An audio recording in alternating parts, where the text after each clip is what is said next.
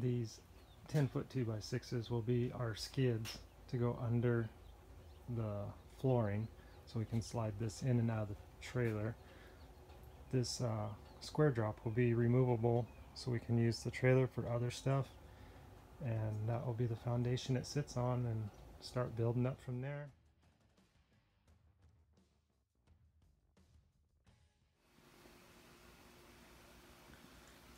Got the bottom side all painted and sealed.